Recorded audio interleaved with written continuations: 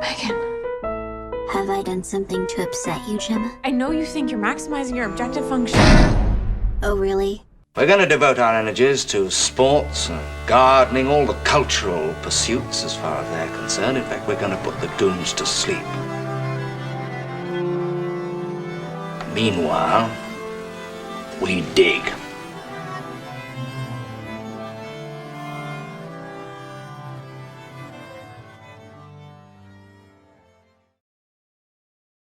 Greetings and welcome to the Anadromous. This is Burn Power coming to you from Tbilisi, Georgia, where I live. And no, that's not near Macon or Savannah. That is in the Caucasus Mountains. You might look it up on a map, Tbilisi. Well, it's the night, on a kind of a cool night. It'll get down to about 0 Celsius, about 32 degrees Fahrenheit, and I recently saw a film that struck me that it was a perfect film to discuss as an addendum to my series, The Cute and the Creepy. And so we are going to discuss that film today, and it's called M3GAN with the E spelled as a 3, and it was a very impressive film. I designed M3GAN to protect Katie from feeling lonely. She will recognize you as her primary user. And when you do that, you're going to pair with her. Crazy. It's insane, right? Oh, don't I look nice? Biting my eyes, isn't it pure perfection? M3GAN, your goal is to protect Katie from harm, both physical and emotional. 1, 2, 3, 4. I declare some war. I won't let anything harm you. I love her. M3GAN's not a person, Katie. You don't get to say that. So how did M3GAN go on to be such a massive hit and a viral sensation? Well, a couple of months before the film was released, the first trailer was put out on the internet and released to the movie theaters. People saw it, and I saw it. I remember seeing it a couple months ago. And I remember saying, I have to see this. But I knew why I wanted to see it. It's because I was studying things related to the cute and the creepy, and it looked like, as indeed it was, a bowling ball rolled straight down that alley to a strike. And that was my first thought on leaving the theaters. Like, it did it. It hit so many interesting concepts on the way and ideas. And it was a story with a heart. Well, what happened was people saw that, and there's this weird dance that M3GAN, the robot, the android, does in the film before she goes on a killing spree. And that dance became a viral sensation. Now, something very similar had happened a month or two earlier with the dance from the Wednesday Addams series, Wednesday, on Netflix. And there is a dance in there that she does to this Cramps song, great song, called Goo Goo Muck. And she does such a weird, odd dance that it just took off. TikTok is great for people imitating dances and just taking it too far sometimes. Let's watch a little bit of that dance and then some of the people who imitated that dance before we get back to talking about M3GAN.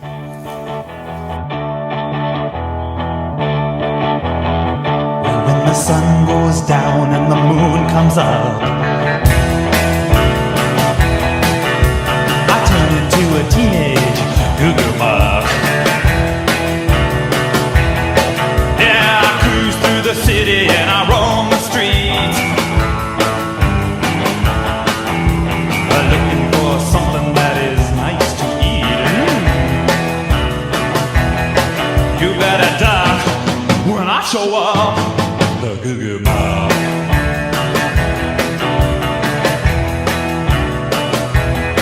I'm the night-head hunter looking for some head.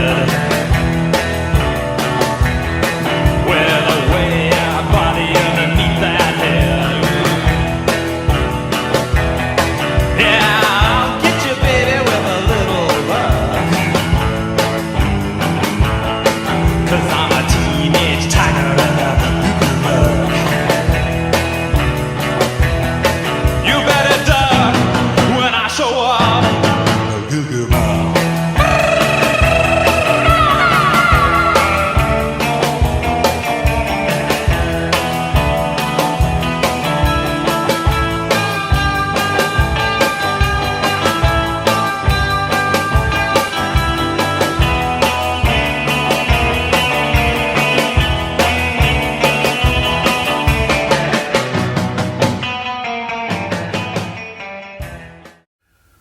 So what we would call, I guess, the Wednesday dance or the Jenna Ortega dance. My thoughts about Wednesday really briefly. Jenna Ortega, magnetic. And I think that's the reason why this series got so much attention. That and the dance going absolutely viral on TikTok. Millions of people watching this, and then people saying, I have to go see the movie, or rather watch the Netflix series. But the actual series itself is basically trash. It doesn't seem to understand the actual Addams Family mythology at all. And a great satirical take on it is Ryan George's pitch meeting for Wednesday. I highly recommend going and watching that. This Goody Addams is a descendant of which side of the family? Morticia. She has similar psychic powers and whatnot. So why was her name Addams back then? Hey, shut up, and so then Wednesday and her friends are going to save the school. Oh, but I'm not going to go any further in that. We'll just say it was Jenna Ortega and the dance, and we'll leave it there. She's definitely on her way to being a huge star. Meanwhile, M3GAN comes out, and it's got another even weirder dance. Weird because the young girl who's behind the M3GAN mask, it really is a young girl, but the mask has features that are both in-studio prosthetic effects, digital effects, and later additions with CGI. But the point is that the young girl, Amy, is such a good dancer, but she's so young that her body is so nimble that it can do things that many older bodies, if you watch the TikTok videos related to M3GAN, I mean, nobody can quite capture the rubbery quality that she brings to the dance. And because it really is a rubbery kind of thing that feels like it is a toy.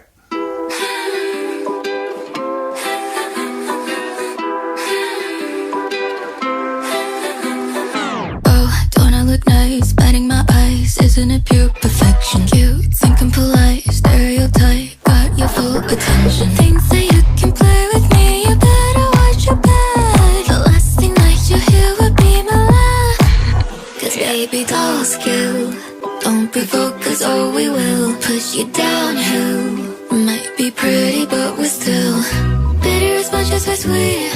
Knife hidden under the sheets, baby dolls kill, don't provoke us or we will.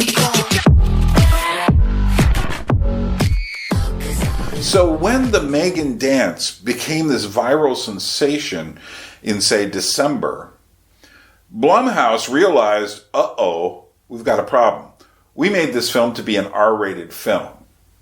The people who are spreading this viral dance are not old enough to really get into the film. So we have to cut it down to a PG-13. And so they did. And suddenly, that's what caused it to take off. Had they left it an R-rated, and supposedly there's an R-rated cut that will eventually be released on Blu-ray or something like that. I really look forward to seeing that because I am not 13 years old. But one of the things I'm doing right now is I'm not going to be reviewing anything about the plot of the film. I'm not going to show you much more than you can see in the trailers. And I'm also not going to follow the themes of the film that so many people have done a great job covering in their reviews. And those themes are many. Everything from what does it mean to give children a smartphone to questions about dolls, questions about AI. They could be building emotional connections that are too hard to untangle. She's the happiest she's been since her parents died. Eat the toppings, Katie. Research shows if you force a child to eat vegetables, they'll be less likely to choose those foods as adults. Is that so? Yes. Experts say... M3GAN, turn off. I thought we were having a conversation. So we're just going to look at this from my perspective as someone who has studied puppets in particular, dolls secondarily, and other forms of art and music. So that's what we're mainly going to do, is we're going to look at issues related to the cuteness of the doll and the fact that it is in a long line with other films about dolls. M3GAN also has some very odd moments of humor and satire in it. Some people are seeing the whole film as a satire. And in a way it is. And yet, just bubbling below the surface are some much darker, more serious themes. And I think M3GAN is hitting on both levels. And given where we are now in these times, these strange times, M3GAN is the perfect film dealing with our fears and the issues surrounding, technology. The fact that parents are handing over little screens and devices to their children.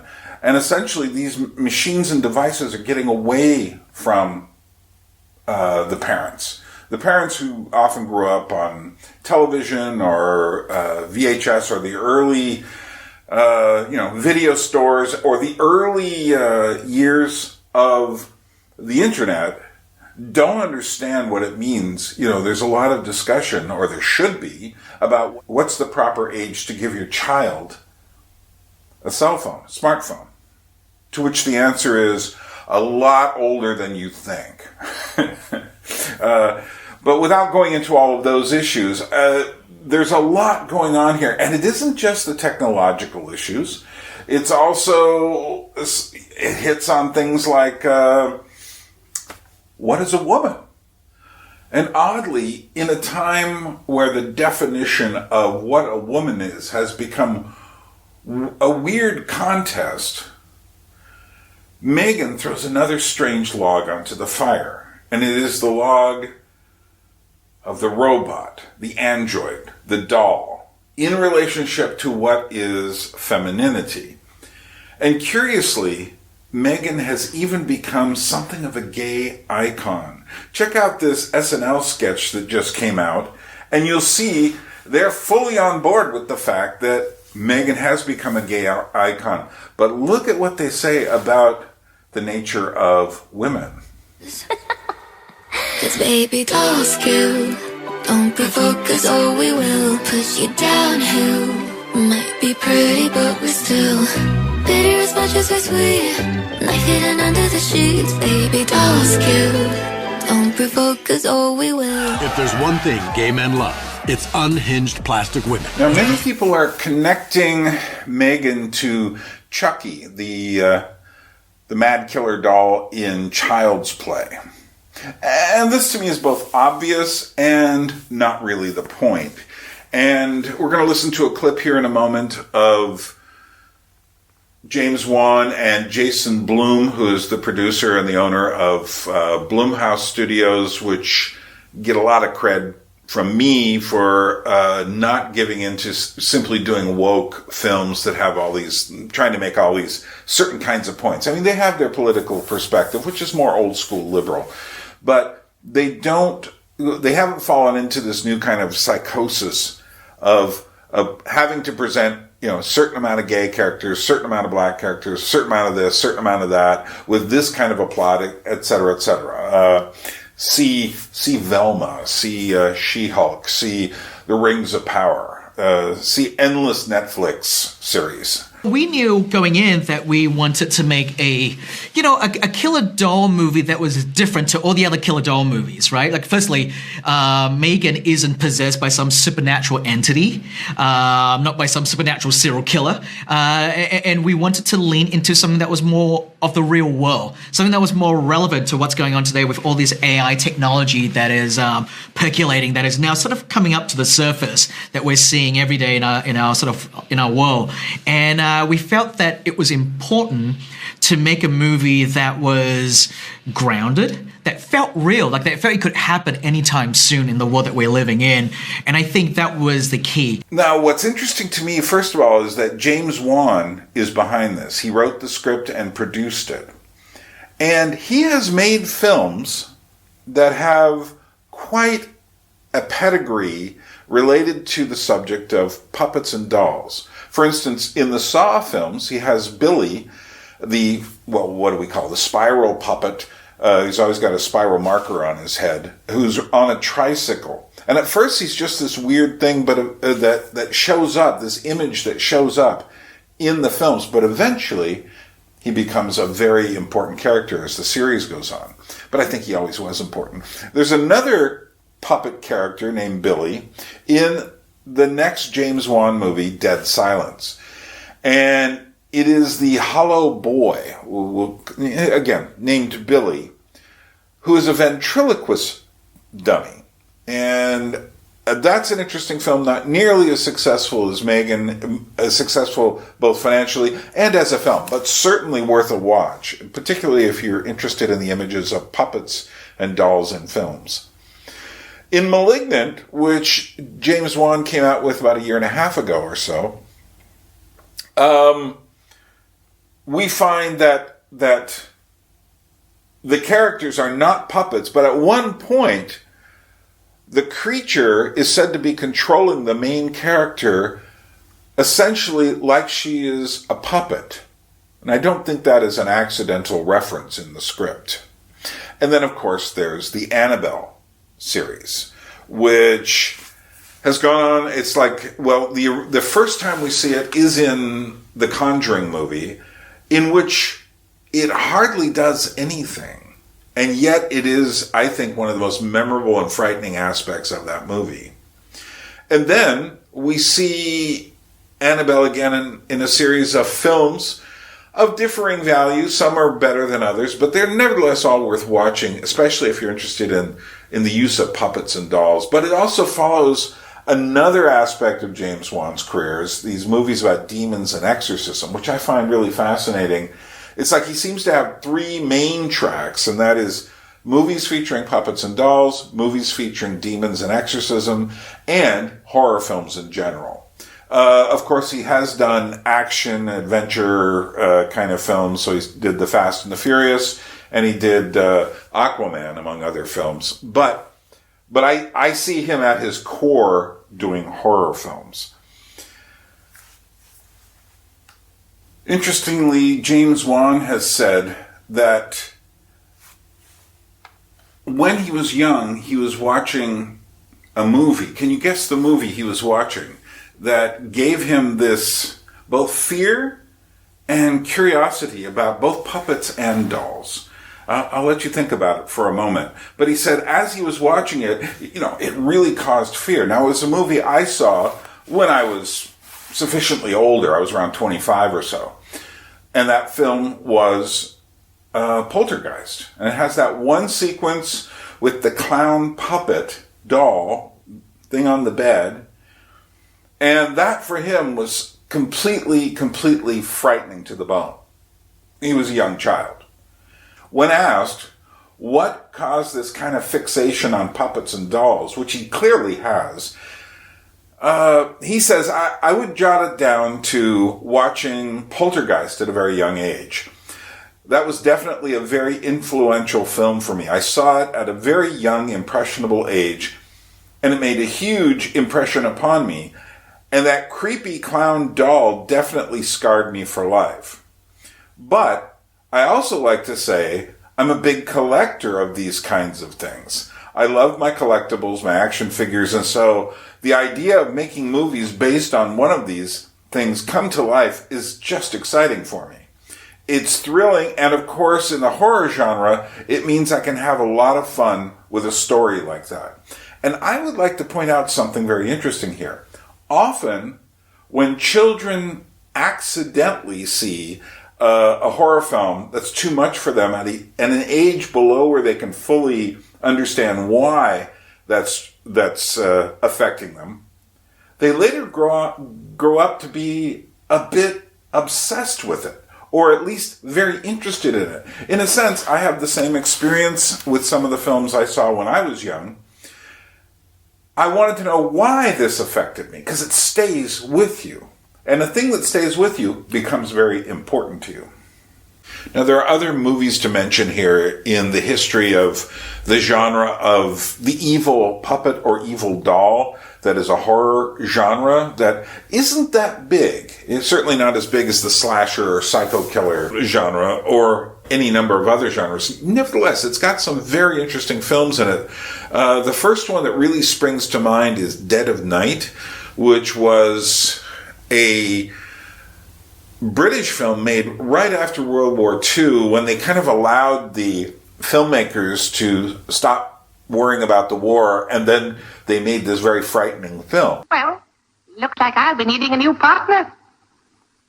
Oh, you don't mean that. Okay, you're joking. Like hell I am. I've my career to think of.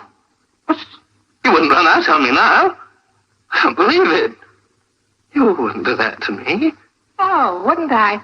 Wouldn't I? Wouldn't I? Hugo, I wouldn't let you. Can't stop me, Maxwell. You're finished. Finished. Suppose I tell him the truth. Suppose I tell him that you made me do it. Try it and see what happens. They'll put you in the madhouse. But not little Hugo. Oh, no. I'm going to team up with Sylvester. Maybe we'll come and visit you. You know. Private show for the loonies. Oh, Maxwell, now don't get excited. I was only joking. You know me. Maxwell! Maxwell! Maxwell! I can't believe... Stop here!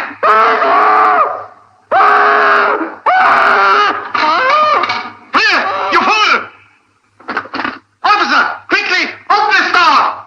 Quickly!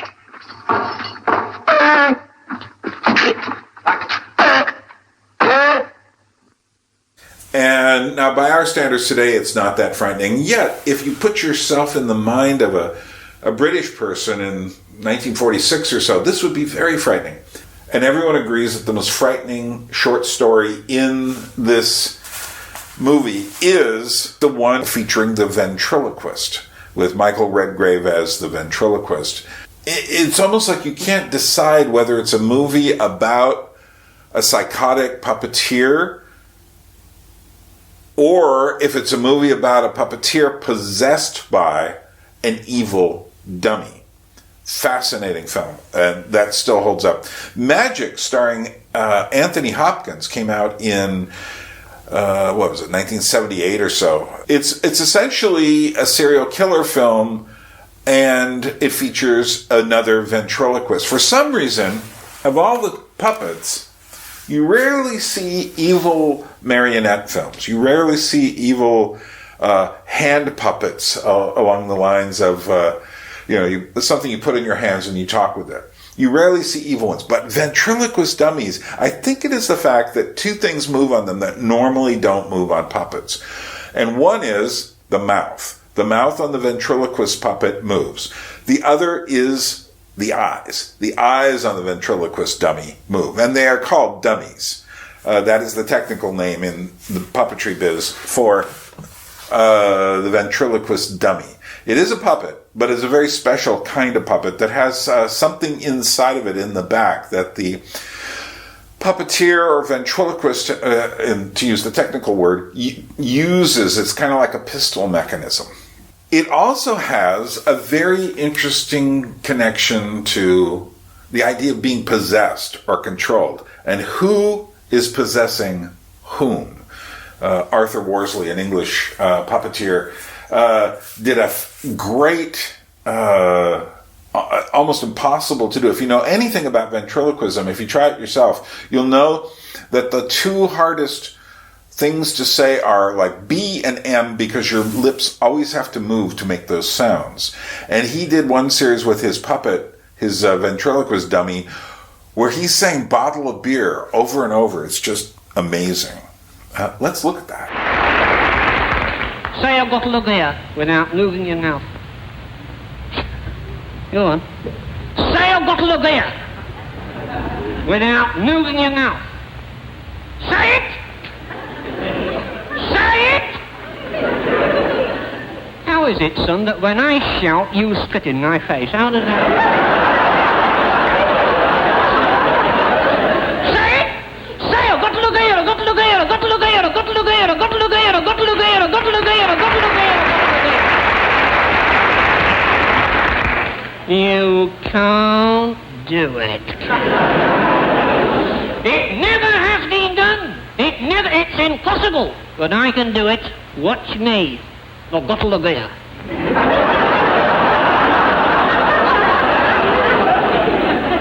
I'll make it harder. A beautiful bottle of beer. Which one's the dummy? Other films. We already talked about Saw has puppets, Annabelle. But, and here is another major influence on M3GAN. I would say that M3GAN is a confluence between Chucky, the evil ventriloquist, and then the living doll called Taki Tina in the episode called Living Doll in the old early 1960s series, The Twilight Zone. My name is Taki Tina, and I'm beginning to hate you. My name is Eric Strader, and I'm going to get rid of you. You wouldn't dare. Huh? Oh! My name is Taki Tina, and I think I could even hate you. And if you look right there at the puppet and what she's saying, it is strange and uncanny. And this word uncanny is going to show up a little bit more here before I'm done. And some of you are probably racing ahead of me saying, Uncanny Valley, Uncanny Valley.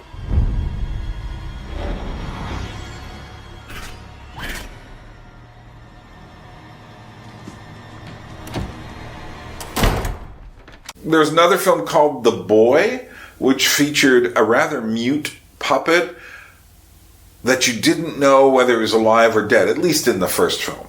And I thought not knowing was better than knowing, which evidently happens in the second film, which I haven't seen. Many of these films feature this uncanny vibe. But before we get to talking about it, there are other things to mention. For instance, there's the real doll. These are life-size dolls made of silicone to simulate the weight of human beings with, shall we say, removable parts that one can use for one's, I hate to use the word pleasure, but whatever, if you get my meaning. Then there are doll girls, which is coming at this. The real dolls look like life-size dolls, but the doll girls are girls who purposely do things like insert contact lenses that have pupils larger than a standard pupil to give themselves this anime or doll-like appearance. Then there are the BJD dolls, the ball-jointed dolls, which are made to be extremely, shall we say, anatomically correct. They always point this out, it's anatomically correct. And yet the actual figures, if you were to see an actual person walking around like that, you'd say, how come they're just sticks walking around with anatomical features? Because they're not really. And nevertheless, there's something there. I've spent more time writing about this in an essay, which I'll put a link to down below, called A Doll's Heart, where I put all these things together asking, do we really want to become these doll-like creatures? And I wrote this about, 10 years ago. And I could see where we were going, which is another reason the M3GAN film really caught my attention even before I went. Stupid rubber doll with fake hair. You need to learn some manners.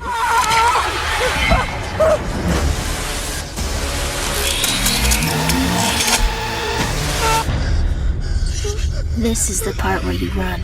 But of course there are dolls and puppets and mannequins, and the path, the distance between the doll and the puppet and the android and the robot is not as far apart as it would seem.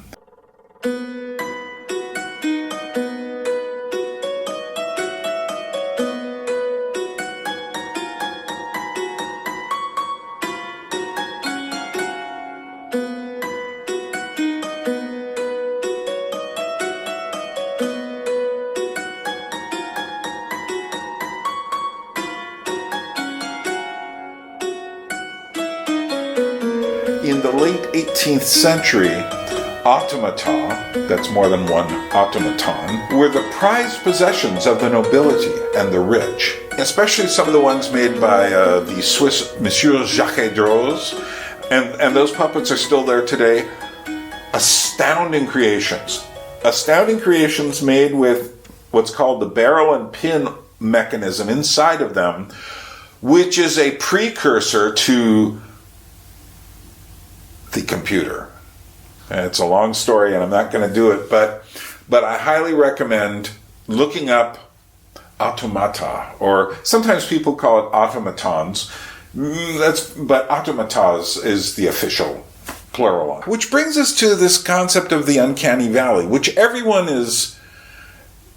talks about like they know what it's about. So anything that people have some kind of weird vibe about, they tend to lump into the uncanny valley. But that's not true. Now, M3GAN actually fits into the uncanny valley because the roboticist in Japan who came up with the uncanny valley specifically made this in discussion of robots. And what he basically says is, as long as the thing looks like a robot, no matter how developed it is, it doesn't strike fear. We always say, that's a robot. And then, the closer it gets, and interestingly enough, Japanese society, Japanese industry, Japanese technology is moving further ahead than anybody else on robotics. The closer they get to being like a human, the more they enter this thing called the uncanny valley. And that is where it doesn't exactly act like a human, but it kind of does. And M3GAN, the actual puppet in this, because it really is a puppet, someone's inside moving it around, perfectly illustrates the uncanny valley. I designed M3GAN to protect Katie from feeling lonely. She will recognize you as her primary user. And when you do that, you're going to pair with her. Crazy. It's insane, right? But here's what I'd also like to add. Clowns, puppets, old dolls, handmade Halloween costumes are not a part of the uncanny valley. Why? Because they have nothing to do with resembling human beings. Apart from the occasional thing which someone might make. But even still, by size alone, they wouldn't resemble a human being. So, an old clown does not in any way resemble the normal human being. An old doll from the 19th century does not resemble a normal human being. An old carved puppet does not in any way resemble a human being. There is no way in your mind to get those confused. There is a fear involved with these kinds of things. And it has to do with things like the age of the thing and the texture of the thing and the, what should we say, the handmade quality of the thing. But if you want to find out more about that, you should go start watching my Cute and the Creepy series, where I am going to be dealing with this stuff. And then there are the issues related to the cute. M3GAN has these larger-than-life anime eyes, cute doll dresses, with the stripy effect on the socks and such, just to give it that extra flavor. Perfect porcelain reed silicone skin, a high childlike voice. All of these things scream baby-like, and cute essentially means baby-like these days. But again, I go into the definitions of what cute is in my Cute and the Creepy series. But the point is this. Now what's happened is this uncanny valley thing has mingled, which does have an aspect of, let's not call it the creepy, let's call it the uncanny, the weird.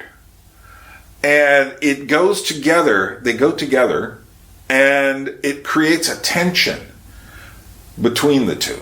And that tension is one of the main features in M3GAN the movie. And I think that's actually more than the messages about smartphones, the messages about AI and everything else. I think that's where the tension resides, which is one of the reasons the dance went viral, is because that is a very strange thing, because you're putting a cute kind of almost pretty ballet dance, weird rubbery ballet dance, with, she picks up the blade of a paper cutter, much like Josh Hartnett did in The Faculty in 1998, and goes after someone, like a butcher at a Safeway store looking for the meat. So you put those two images together, and it's such a fascinating tension. But also with our themes of AI, our relationship to the computer, to screenal technology, parents who have given their children up to their games and toys and screens. This film has an awful lot of meat to chew on, meat that we need to chew on in the 2020s. And most disturbingly, people see the dance, just as they did with Jenna Ortega, and they start imitating the dance. These TikTok images of people imitating M3GAN's dance reveal our desire for human deconstruction and even self-destruction. M3GAN is such a well-made film that it can be read in multiple ways. Fortunately, the main participants in the making of M3GAN, James Wan, Akela Cooper, the screenwriter, and James Blum, the producer, have taken a stand against the random reconstruction of the human image into whatever we choose. And for that, we can be thankful. Yeah, we knew that we were playing in a very established subgenre, but that doesn't mean that, we can't go in there and move things about, right? Try new things and definitely change out the engine. If the engine in the past for previous scary doll movies have been supernatural or of supernatural origin, it just makes sense to kind of do something a bit different. And given the state of the world and how technology is so prevalent in our everyday life, it just felt naturally that you want to go in that direction. And listen, the AI world can be pretty terrifying. It can be incredibly useful for us as well, but it's also pretty scary. And of course, this being a horror film, we're leaning more to the scary. We're leaning to the scary side. We've become so reliant on technology that the idea that these things that we create to help us live our daily lives could actually turn against us. It's like the classic cautionary tales that you've seen in past movies, in books and stuff like that. And it's been a while since there's been a movie like that, so it's kind of cool to kind of go back into, and especially now, given how much more AI has become such a big thing in recent times, right? That I think this movie has become somewhat very relevant. So there you have it. My thoughts on M3GAN, why it is such an important movie for our time.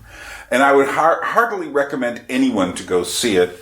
Not too young, unless you want your child to be pleasantly scarred for life.